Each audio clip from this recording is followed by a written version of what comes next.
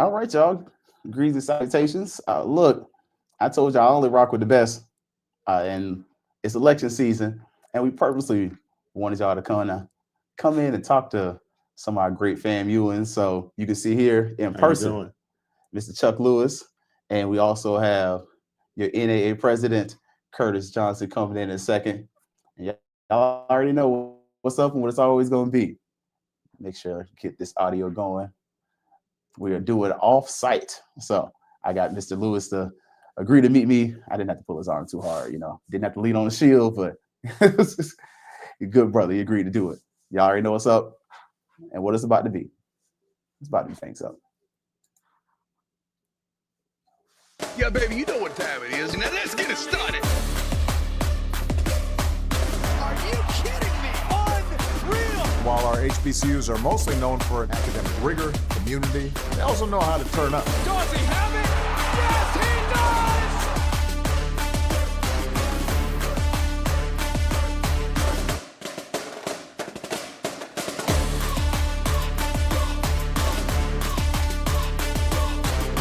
And that might be the knockout punch.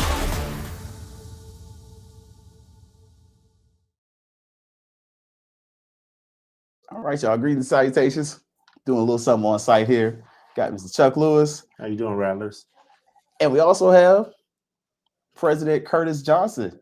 So some big timers in the FAMU National Alumni Association. Gonna have them come on here. We want y'all to get ready and be prepared for the national elections. Also got your Florida region elections, but your voices are important, not just to be because I help out the National Alumni Association, but also to these gentlemen because, I mean, one, they care, but two, they're also running for office. So, first time for both on the show. Y'all, either one of y'all want to say something really quick because y'all first time on the Fangs Up podcast? Well, Keith, I want to say thank you for having me. It is great to be here. And I look forward to this great conversation and dialogue. And yeah, I'm excited. I'm excited, more importantly, for Florida A&M as a whole, not only the National Alumni Association, but there's some great things that are happening at Florida A&M University.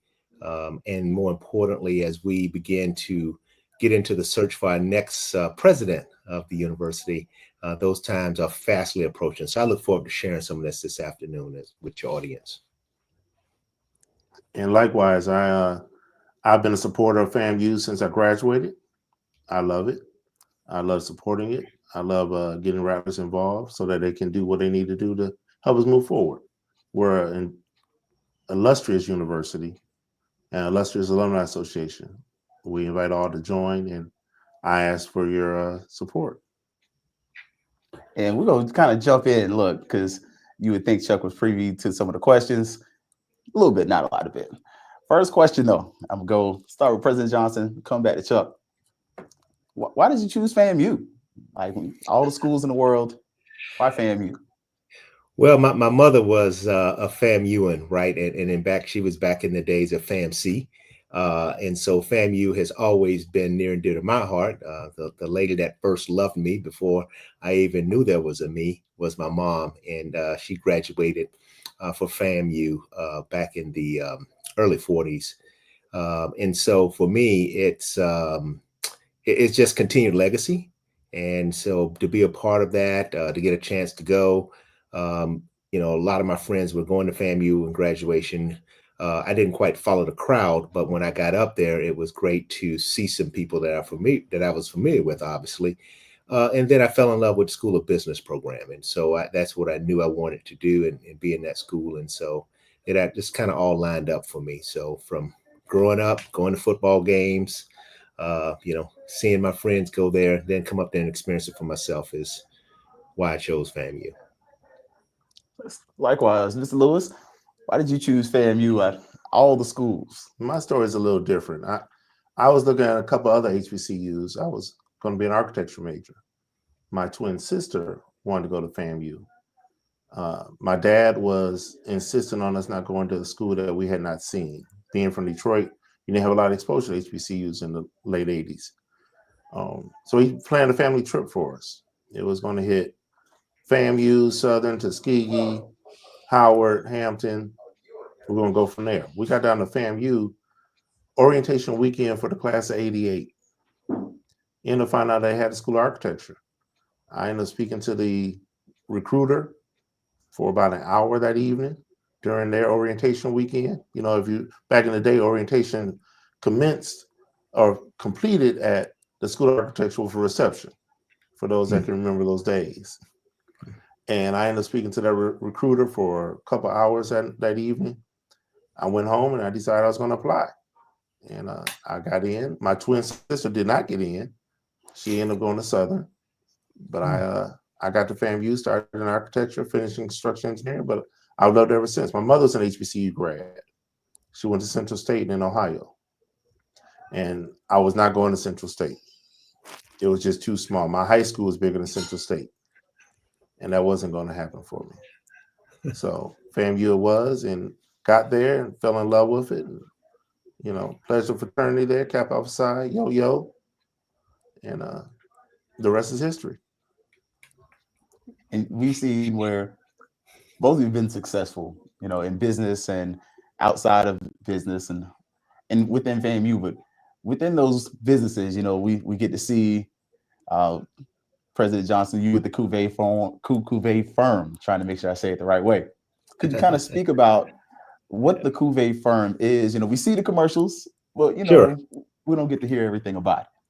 Yeah, those commercials are a little dated. It's probably time for me to kind of modernize and upgrade. That was one of the first early marketing stints. But you know, Keith, I spent many years in corporate America, right? And so after I phased out of that, after about 25 years, you know, I was in sales, I was in marketing, and I was in leadership. And so what Cuvée is it's actually named after my parents, Curtis and Ivy, is how I derived the name. And basically, you know, I took a whole bunch of skills that I was well credentialed in, and I said, hey, how do I go out now and take these skills to help small businesses?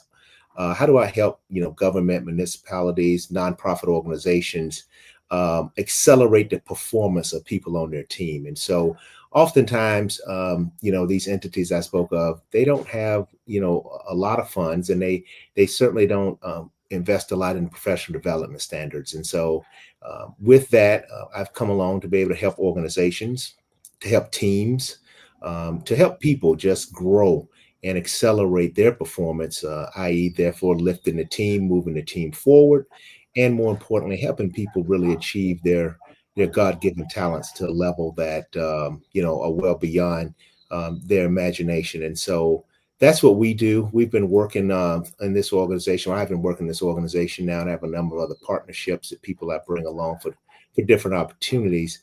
But I've been doing this for 8 years now. And so I've touched quite a few people in different organizations when it comes to leadership. And I'm honored to do it. It's a way to make a living for me, along with other things that I do as well. So as you know, or may not know, I'm a public servant as well. So I'm an elected official.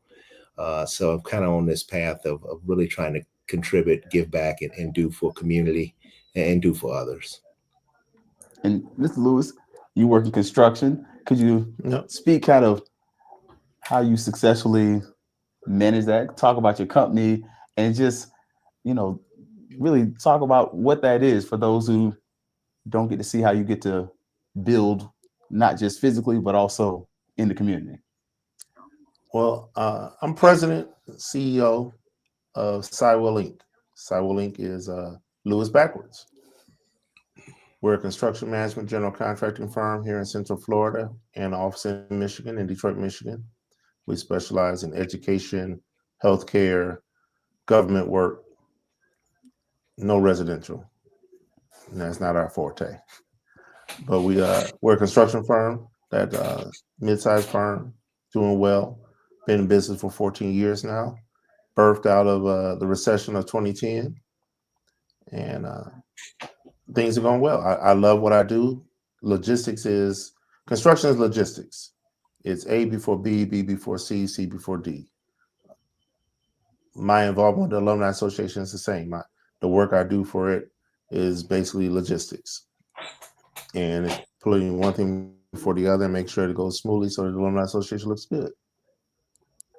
And I love that you tied that back into the Alumni Association, because both of you have had successes. You both have helped grow the Alumni Association, where you've been both under both your terms, because even though Chuck is not running for president, he has served in a role here in the Orlando area, and the chapter has grown quite a bit during that term. And we've also seen during President Johnson's term, we've kind of seen a return, seemingly, of people coming back to the FAMU National Alumni Association, and seeing our numbers kind of enhance. And we've also seen the events. To me, they've gotten better. That that could just be my perspective. But in your time as NAA president, could you speak about some of your major accomplishments, some of the things you look back and you say, like, hey man, we did a pretty solid job with that? Right. I'm happy to, Keith. When I ran 3 years ago, I ran on a ticket of growing our National Alumni Association, set a real big goal and vision of getting us to 10,000 paid members in the National Alumni Association. And we're about 40, we're about halfway there right now. But we've seen remarkable growth this year in our actual life membership. You'll hear more about that in the coming weeks as I unveil my campaign and some of the talking points. But we've seen north of 50% growth in life membership, and it's just been astounding. And so people have gravitated toward the actual message, right? And the message is really simple. We try to let people know exactly what we're doing and why we're doing it. And life membership is one of those things that it's our gift that keeps on giving when we're no longer here. That one-time lifetime payment is bundled along with a number of other life members, and it lives on in perpetuity. And those endowed funds spin off scholarship dollars so that we can support young people coming here. And so, people looking to leave a legacy.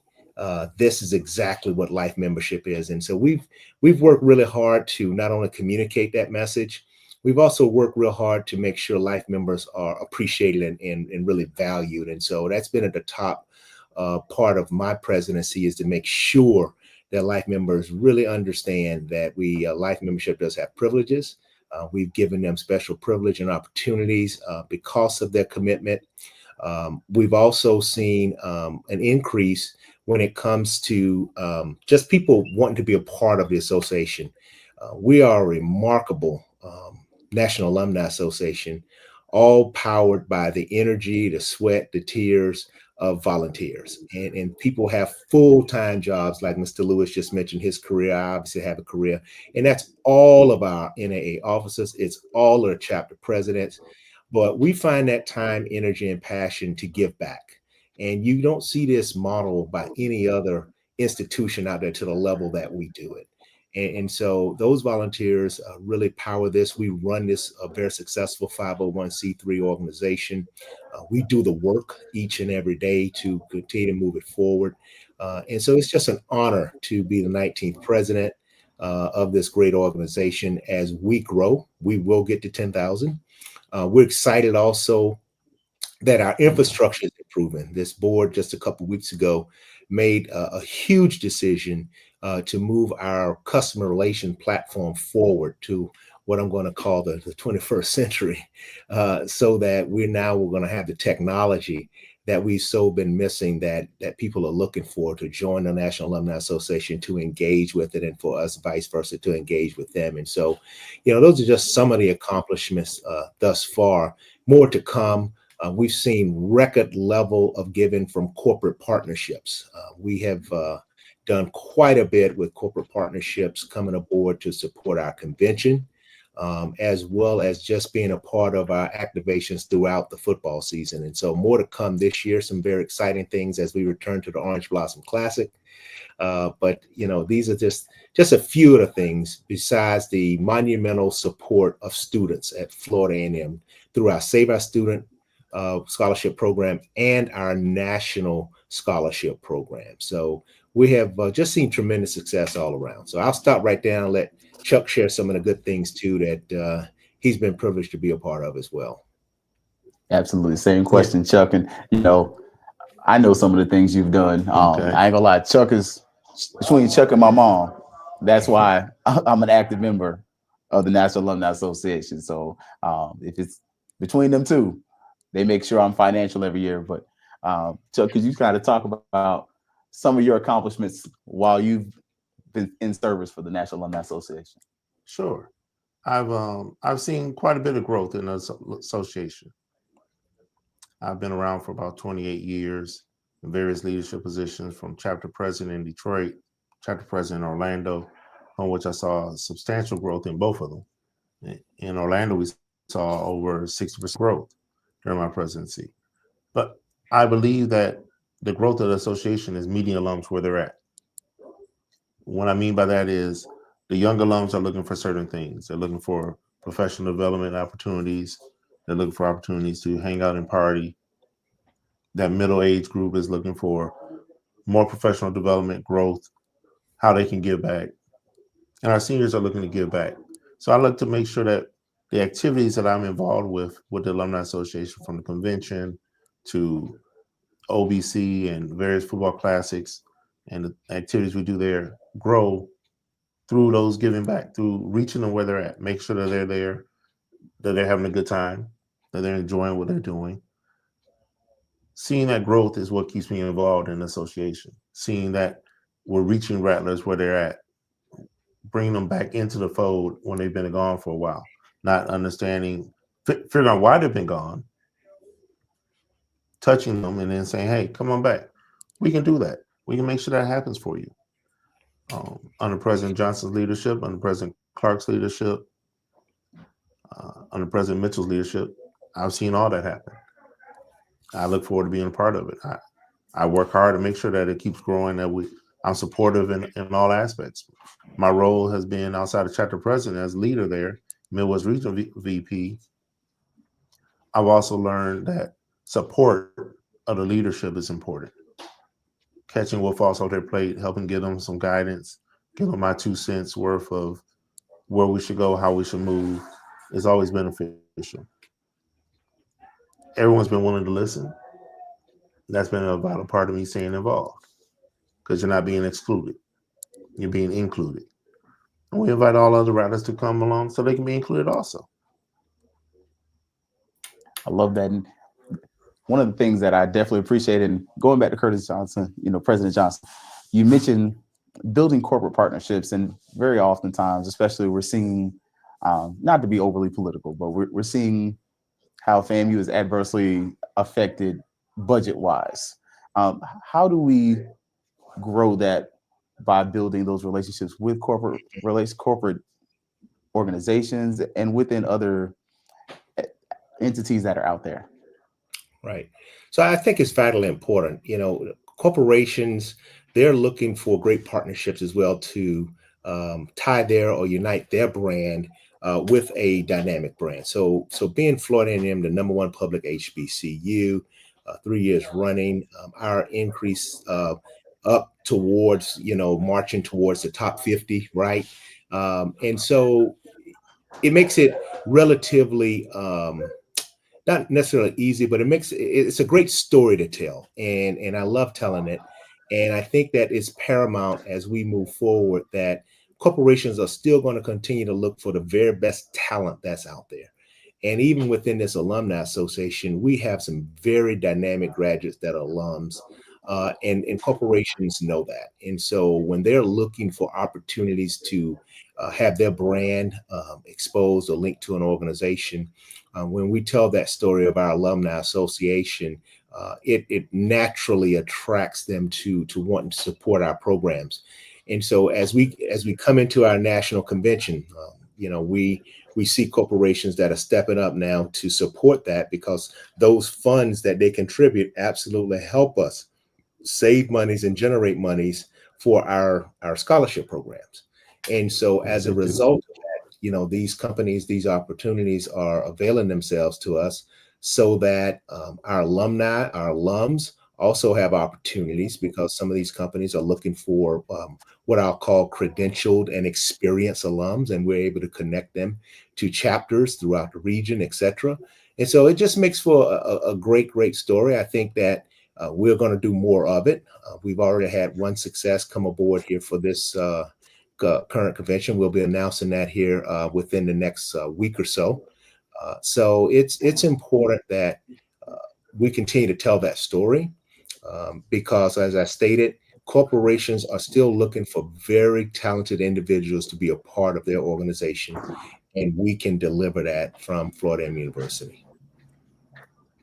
In a similar vein, you as also a business owner, Chuck, Yes. how do you see this kind of as a way that we really continue to grow the FAMU brand and really just, build it up by making those connections and you having that experience as well? Well, I say President Johnson said it best, that they look for the best, and the best are at FAMU. That dynamic of bringing those corporations to our alums that are looking to still grow, move their lives forward in different capacity is beneficial. I've seen where my connections from FAMU have helped me grow my organization, help me grow Sidewell Inc. Sidewell Inc. started off as just me. Several employees in now. We're growing. We're seeing larger projects, and that's because of the connections I have, because of FAMU. And I love that you mentioned that. And, for those who didn't see it and don't know, on the 30th, we're going to have those that are running for president are going to be able to speak to the National Alumni Association. But if you missed it, you got to see those who are running for other positions. And we got to see Chuck, who's running for first vice president, go up there. And he mentioned one of the things that we've seen that has been a constant at FAMU has been instability and change. But at this point in time, President Johnson, you and Chuck are both providing a bit of stability. Could you speak to how you yourself, in running for president again and winning, are going to be able to continue to provide stability to the FAMU alumni and just to the university as a whole? Yeah. Keith, thank you for that. And I think that's the paramount part of this, is that change is inevitable. We know that. But we have seen unprecedented levels of change coming at all different levels, nationally and even from the state level. And so being a person that's involved in this stuff day in and day out, because of the nature of what I also do as a public servant, I'm keenly aware of these things. I'm constantly getting updates out of Tallahassee. I'm constantly in and out of Tallahassee in our state legislature, having conversations with legislators, not only representing my city here, but also Florida A&M University. And so it's going to be important that we continue to have stability. We are about to onboard a new president at Florida A&M University. And so it's also going to be paramount that we continue that level of continuity when it comes to service and also support. Whoever is named as the president of this university is going to need that. They're going to need a stable alumni association that's there to answer the call, to provide that support, because even the most credentialed or most experienced person that will come in will still need that support. And to have change right now, to me, would do us a disservice. This legislative session, we have FAMU Day at the Capitol coming in April 9th.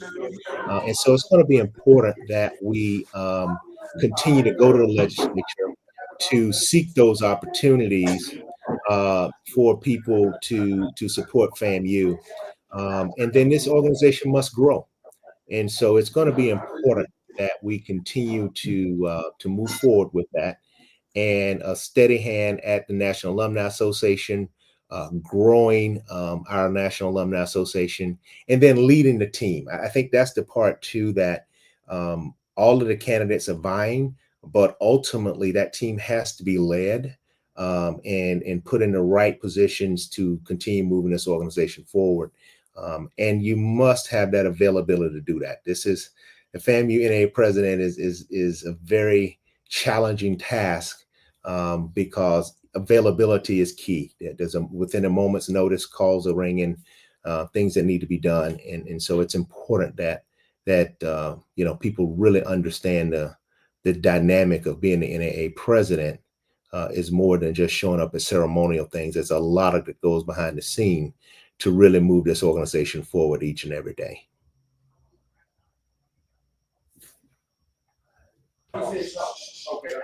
And we appreciate that. In that same vein, so could you talk about the stability that you are going to be able to provide for a president and someone who is running for election and what they are going to be able to receive from you? The role of first vice president is one of support. That role is support for things that fall off their plate, catching everything that falls off, taking the assignments that they give you, make sure that they're successful, make sure the Alumni Association moves forward. In addition to that, that first vice president needs to be ready to step into position in instance that the president's not there. Being around for 28 years in the Alumni Association, I think I know I have the history, I have the experience, I have the knowledge of how FAMU works, how to better it, and how to keep it successful. So in my role as a support there, I believe I'll be a great candidate, great person to put in a position. And to that, I ask for people's support. I am running for first vice president. I look for your support so I can support FAMU, so I can support our president and move forward. And in mentioning that, was talking about our Mr. President, could you kind of share your platform? Like, what are some of the things you're running on? We talked about your successes. We talked Sure. about your ability and to provide some stability. But could you explain your platform this term around?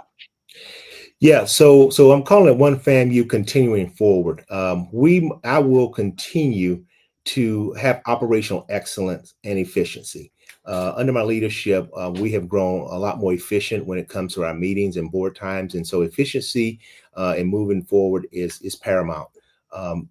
It's important that you have operational efficiency because the ability to attract people to be a part of this National Alumni Association. It's well beyond the 8 elected people that raise their hand to run for these positions, but there are a lot of other layers of support underneath that. And our ability to attract rattlers that have talents and treasures that we really need is important. And people are constantly looking at, how can I be a part? And so for us to have an organization that's efficient, that values these treasures, and then putting people in those key roles to really do the work that we need is important. And so I constantly am evaluating the team, constantly trying to add. We have a number of people that have, I beg your pardon? Can you hear me? Yeah, we can hear you. Oh, okay. I didn't know you said something there. So constantly evaluating the level of people on the team and getting more there. We have a number of volunteers who do multiple roles. And it's something that's always been on my mind to say, hey, can we get more people here to share this workload? And so those efficiencies are top paramount for me. The onboarding of our new what I'm going to call customer relation management system, which will allow for the interface of members, both onboarding new as members of the National Alumni Association, and then engaging those particular members with a platform that will deliver the information in a very concise and friendly way. So those are the top 3 things that I'm looking to move forward with. Obviously, continued top level fundraising and bringing in funds to support our scholarship programs is also another paramount pillar of my success moving forward. Sir, you mentioned the presidential search role, and I don't know how much of this you can talk about. I don't get people in trouble, but right. But I will say this about it. I'm on the search committee. I am very excited about the number of candidates that have applied, number one. When we did the listening session here a couple of weeks ago, I heard some things from alums that were really important to them. And that I've taken that forward. I can let you know that we've got some very qualified alums that have HBCU either experience and or have attended HBCUs and gone on to other institutions. We've got some people from corporate there. I mean, it's a really, really dynamic list of people that we'll have to sort through. And it's quite daunting. In fact, I've got to get back to that here in a little bit. I was doing some of that before we started to pay attention as we narrow this focus. So I'm excited, and I think that we're going to be able to deliver some great candidates that the alums will be happy with when it comes to the next president of Florida A&M University. Okay. And mention to that, Chuck, I don't know how much you get to sit on that and, working with that, but will you have any potential impact in the presidential search at all, or? I won't have any impact on it. I'll be there to listen, hear what's being said, provide support to President Johnson in his current role on being on the committee, and to others I know on the committee, and give my 2 cents worth for what it may be worth to them. But I'm here to support. So whoever the next president is, I know that they'll bring some change, some positive change, that is. They'll help us grow, and the university will see sustainability with that. We'll be around for another 100 and what are we at, 135? Something like that. So they'll be around and they'll help us to stay around. I'm here to support that. I'm here to make sure that we keep moving forward as an alma mater, as a university, for those rattlers yet born. And we've seen, and I know President Johnson's busy, so we're going to get him with 2 questions. Yeah, number one is always kind of like, got to throw you for a loop. The other one's going to be last piece of business here, though. Okay. We've seen the Alumni Association delve into athletics a bit in the last, whatever you want to call that there. With our new athletic director here, and she's come on, she's done an amazing job so far. We will continue to see the National Alumni Association impart its wisdom with athletics, or will it be something that is left a little more with the boosters? Well, it's 2 things.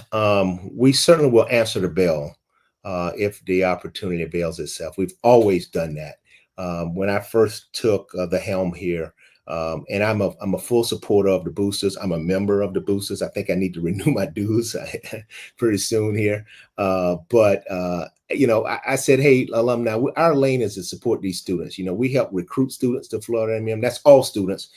We help support them to get through FAMU through our scholarship program, Save Our Student and national scholarship programs and chapters, ongoing support of these students. And then we connect these students once they graduate to communities and welcome them into alumni associations and networks across the United States. And so that's our number one role.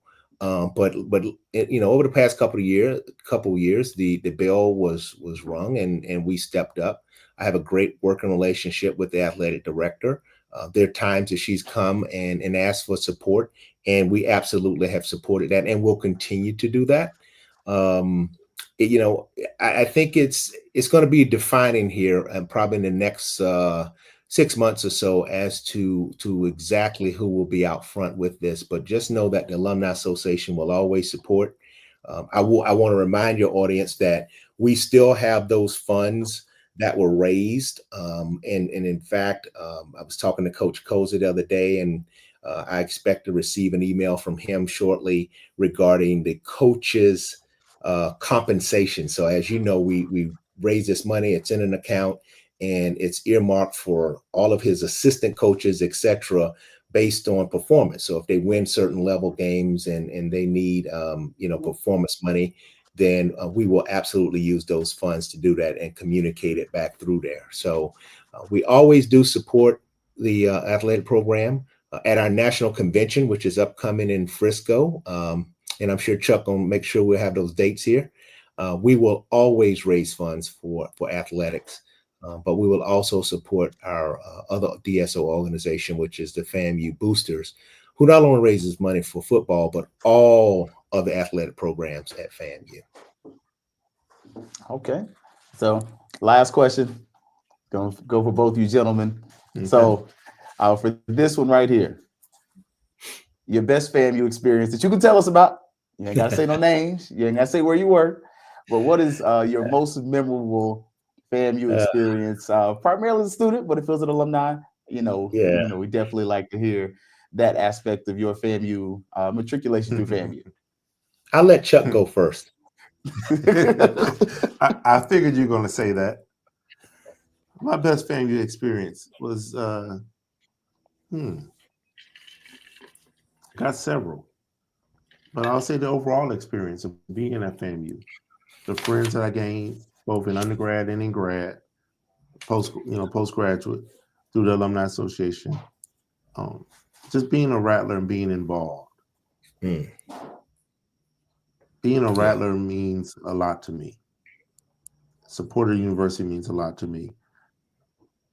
And so I can't say that I have one specific experience, but I enjoyed pledging Alpha Z. I enjoyed my time in architecture. I enjoyed my time in the construction engineering program. And I really enjoyed my time as an alum and being working in the Alumni Association. So FAMU for me is a part of my life. It's a major part of my life. My wife's a Rattler. It's just FAMU. The FAMU experience is a great experience. It's a great part of my life. You know, the convention and working on the convention on a regular basis for over last 6, 7, 8 years has been tremendous. I watched this grow from 50 people at the convention to over 300 people at the convention. Being able to touch those Rattlers, let them hear from the university officials, let them interact with other alums in a very small, intimate setting where they can get information firsthand has been very rewarding for me. So that's probably one of the better experiences. All right, President Johnson, your Yeah. turn. Yeah, I think I'll sum it up by saying, I spent 7 years at Florida A&M, right? And all 7 of those years have just been remarkable experiences. And I spent 7 there because I got an undergraduate degree in business, and I also stayed and got my MBA. And I also completed 3 interns. And so back then we did interns. You had to do 3. And there were some semesters, obviously, that I missed of school because I was away on intern. And so my time was well spent. And I just think the people I met over that time, I came in as a freshman when Dr. Humphreys first got back to Florida A&M from Tennessee State. So in '85, when he was coming in, I was coming in as a freshman. And just my personal relationship that I had with him and being around him and watching him and having small moments with him to learn and to observe and to ask questions just changed my life. And so it was people like that and many, many, many, many others that I experienced on that campus that made an impact on the leader that I am today. Because they saw something in me, they gave me opportunities, they challenged me, they put me in areas of great responsibility, and so the overall FAMU experience for me has just been tremendous. Right, I too pledged on the campus there, Beta Nu, Alpha Phi Alpha, and just my personal interactions with Reverend Miles and being around him and watched how he led men and made leaders. Was just, absolutely remarkable. And so for me, the shirt says FAMU changed my life. It really did. There was so many experiences and so many people that I met over my time. That is just remarkable. And I just wish that and want that for more young people. And that's why I do what I do for the National Alumni Association, is that I want these young people to experience what I experienced and create the network that I've created. And it's still growing. I meet people each and every day, new people and from FAM, younger people, obviously, and my network grows. So thank you for having me, Keith. This has been remarkable. Absolutely, the door is always open. Chuck Yeah. knows there is no lock on the door. And I appreciate both of y'all coming on. As y'all see, the purpose was really want y'all to kind of see behind the desk. A lot of times we see President Johnson and we see you on the field and we Right. see you, definitely, especially in some of the turbulent times we've had, you've helped serve as one of the shields, me personally, especially when we had that stuff going on, you came out there and you were vocal, stated your support for the university, right, and stay consistent. So definitely appreciate that. And with Chuck is I consider him like a quiet, silent assassin. He Because a is. lot of times you don't know what Chuck does, and then Right. later on you be like, "Oh yeah, and they're like, "Oh yeah, he does this." You're like, Yeah. I did not know everything Chuck Keith, does I'm until." glad you said that, right? Because I think I want to leave on that note is that a lot of people see me, right? But there's so many people like Chuck, like all of the vice presidents, everybody in the organization that steps up, right? And this stuff that we do is real work. And I can't say that enough. It's real work. And so people are committed and they make a commitment to be here, but it's certainly not me, right? It is this entire team that we have on this board, and it extends out to our region vice presidents and down to our chapter presidents and to the members of these organizations that are out here. We do a lot of work in the name of FAMU, and I'm just honored that I get a chance to be that spokesperson. But I certainly speak the collective of what I gather and hear from the members of the FAMU National Alumni Association. And it's an honor to be the 19th president, and I am vying for re-election to continue moving FAMU forward, the National Alumni Association forward. And I ask for your support. Ballots will come out starting April 1st. And you'll be hearing more about my campaign and things, the pillars of success as we continue to move forward. So thank you, Keith. Yes, sir. Yes, sir. Because Mr. President, we're gonna let you go. We know you're busy, Yes, sir. and I'm about to let Chuck go as well. Because we're Okay. both gonna exit at the same time. Thank you for coming on. All right. Thank Thank you you. for having us, Keith. All right, y'all. So look, sorry, look, when you're around cool people, sometimes, especially Chuck's cool, ain't gonna lie to y'all. But Thank you. wanted to, thank you again for coming on, Chuck. No Look, problem. Chuck's family is amazing, whole family. And again, one of the things we want to make sure that we're doing here is being transparent, making sure y'all are able to see who's out there, whatever side you lean on, and not trying to overly push you to vote one way or another. But if you've seen them on the show, they're good with me. So I'll say it like that. So Chuck, any parting words or anything before we shut it down? Similar to Curtis, I enjoy serving the association. I'm running for first vice president of the National Alumni Association. I'm here ready to serve, ready to lead, ready to transform. Reach Rattlers where they're at, help us grow the association, bring those young alums to help us come behind us, because we can't be here forever. But we need good leadership. We need good Rattlers. We need to keep FAMU here for Rattlers unborn, for the Rattlers of tomorrow. Therefore, I ask for your support for first vice president. And I look forward to seeing you in Frisco, Texas for our convention from May 29th through June 1st. We have a wealth of activities planned. Our agenda is full every day. You'll hear from university officials. You'll hear from the athletic director. You'll gain a wealth of knowledge that you may or may not have heard. You'll be able to get the truth from what you see on social media. I look forward to presenting that to you through the convention. I'm just getting back from going over there to visit this past weekend to prepare for us, make sure we have a great time. So again, I'm Chuck Lewis, Charles R. Lewis III, go by Chuck. I'm running for first vice president. I look for your vote. Thank you. All right, good people. Look, we've had a good time. Thursday, we're trying to work something out. I ain't heard back from the person, but if not, we're going to do a regular show. We will talk about some of the recruiting and other things that have come out. But again, wanted to make sure that everyone knows that if you haven't already seen, National Alumni Association already sent out the emails telling y'all when the election window is. It's pretty much all of next month, 1st to the 1st. But vote early. Don't wait till the last minute. Get your vote in. Don't be that last minute person then complaining that you weren't heard or didn't work. You know how stuff is.